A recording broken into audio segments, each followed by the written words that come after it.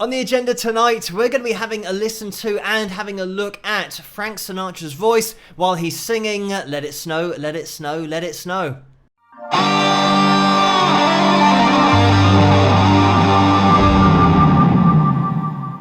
Hello, Phil here from Wings of Pegasus, and welcome to a Boxing Day video. I hope you guys had a fantastic Christmas yesterday and that you're ready for a little bit of Frank Sinatra tonight, keeping you in that Christmas spirit. So we're going to be taking a look at the waveforms of Frank's voice and just pointing out a few things so that we can get an even deeper appreciation of his voice. So we'll jump straight into it, and I'm going to jump into it quite a lot so that you guys can relate what I'm saying to the waveforms that we can see on screen. And tonight I'm going to try and slow things down in sections as well so that you can follow the lines as they are happening, because I think a few people do struggle pairing what we're seeing on screen with the voice that we're hearing. So hopefully tonight it'll be a little bit clearer. But let's jump into it. Oh, the weather outside is frightful, but the fire is so delightful. I'm going to jump in already because let me take it to where those waveforms were, just so that we can have a look at Frank's voice here. And you've got the pitch on the left-hand side. Frank's voice is being represented by a line with the pitches that he's hitting. So you can start to see the way that Frank slides between notes, or glides. Glissando is the official word for that musically, but it's this sliding from one note to the next that gives him such a distinct sound. Obviously his tone and just the resonance that he has to his voice is so unmistakable, but it's the technique that he uses while he's got this great tone that is so different to how everybody else would sing. And it's so relaxed. But let me play that again. Oh, the weather outside is frightful. And there is so much in there. I know it's such a small phrase, but let me take it back, and we're going to listen to it in slow motion so that we can start to see the slides as they happen. Oh, the weather outside is frightful. And right at the beginning, we have this, the weather outside is frightful. And he's not going, oh, the weather outside is frightful. He's not hitting notes immediately. He's sliding between them.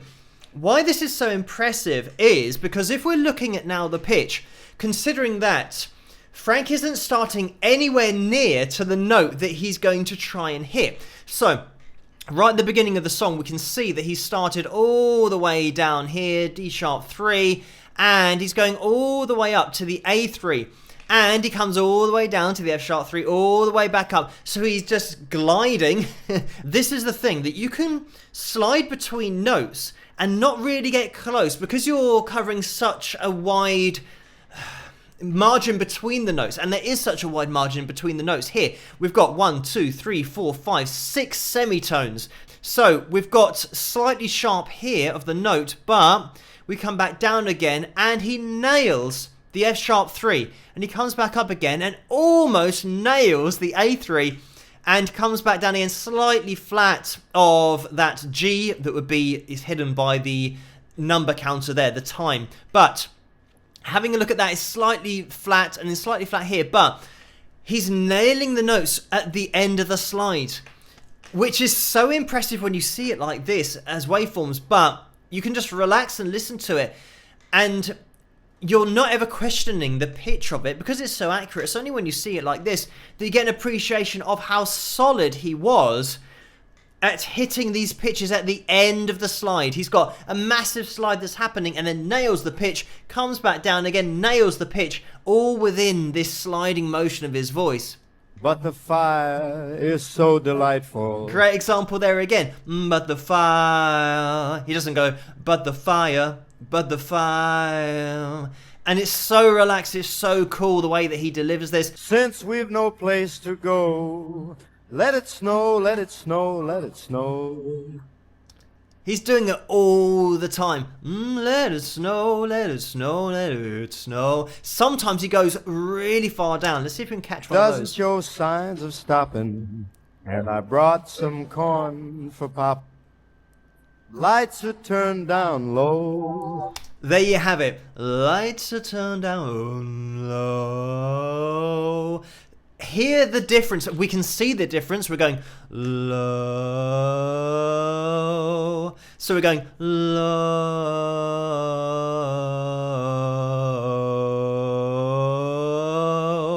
Those are the notes that we're seeing on the screen. So hopefully that makes a little bit more sense of it.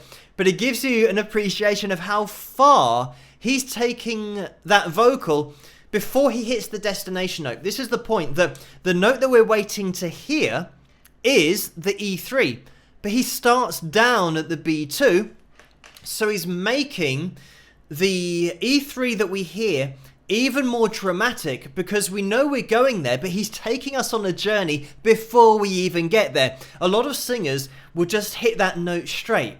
They would go, like that. They go. And there's no drama in that, just hitting it dead on. Let's listen to that again.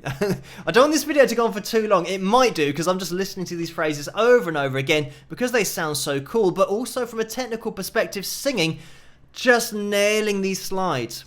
Lights are turned down low.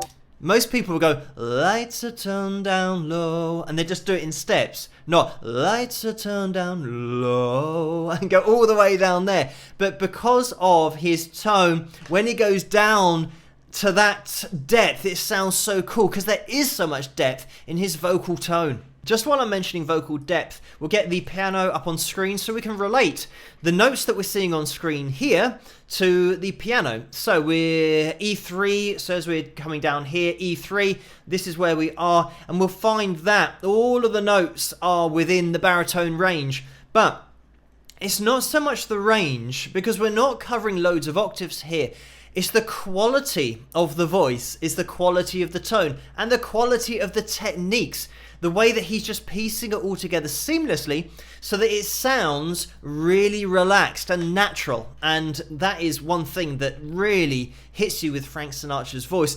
It was second nature. It was just something that he could do, and you weren't aware that he was applying any techniques because you just enjoyed the voice because it was such a total voice. There's nothing wrong with it. You couldn't ever point at a particular part of it and say, oh, that needs a bit of work. He's just covering this baritone range so well that it doesn't matter about hitting 5 octaves, 6 octaves, and having that amount of range. When you can sing 1 octave this well, it doesn't matter. And he's never stretching for notes as well. This is all comfortably in his range, but he's got the same tone throughout. I always mention about tonal consistency. This is probably the best example you will get of a voice that is tonally consistent. But I'll let it run for a little bit longer so that we can just enjoy this isolated vocal. It's great to hear it just by itself as well. Let it snow, let it snow, let it snow. When we finally kiss goodnight, how I'll hate going out in the storm. But if you'll really hold me tight. I'm just going to jump in because look at these notes. The E3, bang on. We've got a B2 here, bang on. D3 and the F sharp 3. And going up to the A3, just touching it because we're at the ends of slides. I mean, look at these two here, how we ascend with the slide and we end dead on the E3. It is surgical, the way that his pitch was so accurate. Look at the way we get to the F sharp 3. We slide up slightly flat of the E3, but technically you can still say that he touched on it there. And then going up to the F sharp 3.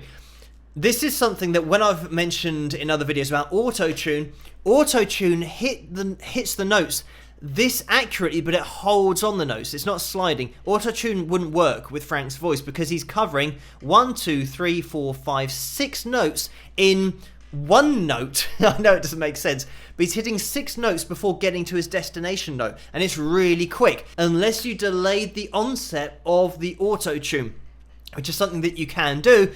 And singers have done. I've done a couple of videos on Michael Bublé, and you can check those out if you want to. But if you're applying auto-tune in the performances that I looked at there where he did have auto-tune on his voice, you would delay that onset so that the slide isn't affected, but then the final note is. And I guess this is the problem, that when you're singing in this style, This is Frank's voice naturally, and he is dead on these notes. So talk about just setting the bar at an almost impossible level, unless you are Frank Sinatra. So this is, I mean, pretty much every note he is on or around the note, and we're not talking about being well off the note. Even here, when he's slightly sharp, that is not far off the note at all. That would, as we know, we can hear it. It sounds great, but just ridiculously accurate with his pitch. Went out in the storm, but if you really hold me tight, all the way home I'll be warm. The fire is slowly dying, and my dear, we're still goodbying. As long as you love me so, let it snow, let it snow, let it snow. Really cool bit of vibrato there as well. The way that he just wobbles at the end of that line, slow motion. Love me so. That so little bit of vibrato in there, really cool. He just dots it in now and again, as we can see here, but he has that ability to end dead on a note. So he can just cut off a vocal phrase if he wants to, or apply that vibrato. Like I said, seamless application of technique makes it sound so easy. It's so smooth the way he glides between techniques, but he's just doing this, not thinking about it. It's just natural, and that's why it sounds so natural. Let it snow, let it snow, let it snow. And then we get into the backing vocals, a little instrumental section. Let me just take it forward a little bit to where Frank comes in again. Weather outside is frightful, but that fire is delightful. Even his humming is pretty much dead on pitch with the E3. It's just, I think, taking out the slides that we've got here, this is the most accurate voice that I've seen for hitting pitches within a split second. Because look at the way D3, we are right on it there. And we are ever so slightly sharp here with an E3. But it's almost not noticeable on this pitch software that we've got, the pitch monitoring software. This is why it's even more impressive, because he's sliding from one note to the next and just hitting it. It's like just hitting random targets spot on. Since we've no place to go, let it snow, let it snow, let it snow. It doesn't show signs of stopping, and I brought lots of corn for popping. And just to mention about these notes that do pop up that are a little bit flat, again, you don't notice it because of his style, the way that he just glides from one note to the next. But this is the kind of thing that just gives away that it is a natural voice, because if it was something that was relying on technology, the technology would be doing it all the time to every single note. So we know it's natural, but it's just on a different level of natural. Of stopping, and I brought lots of corn for popping. The lights are way down low, so let it snow, let it snow, let it snow, let it snow. When we finally say goodnight, how I'll hate going out in the storm. But if you'll only hold me tight, all the way home I'll be warm. I mean, just listen to that phrase, listen to the slides. All the way home I'll be warm. You can see on the pitch monitoring software here, we've got one continuous line. This is all the same expression. He never breaks off the note all the way through to then the vibrato. So it's great. You can see that it does split off sometimes because the pitch monitoring software doesn't pick it up all the time. But all of these notes would be joined up if it was registering all the time. The fire is slowly dying, and my dear, we're still goodbye. Long as you love me so, let it snow, let it snow, let it snow.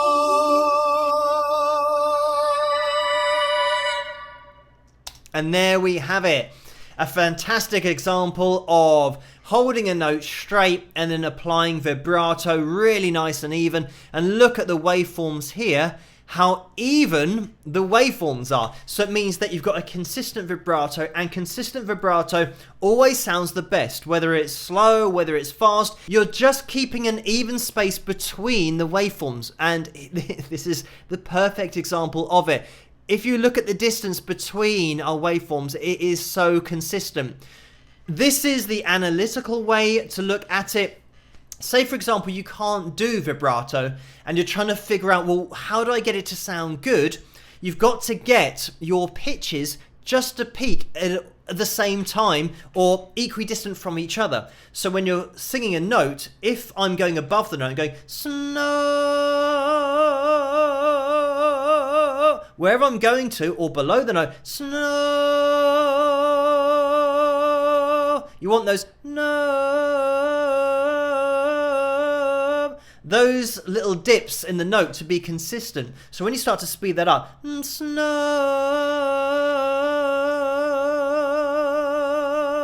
it starts to sound like a wave. It starts to flow, and that is what you want your vibrato to do. But don't listen to me, listen to this guy and the way that he does it, because it's all about control and just the way that he lets that vibrato blend into that final note. Let it snow, let it snow, let it snow.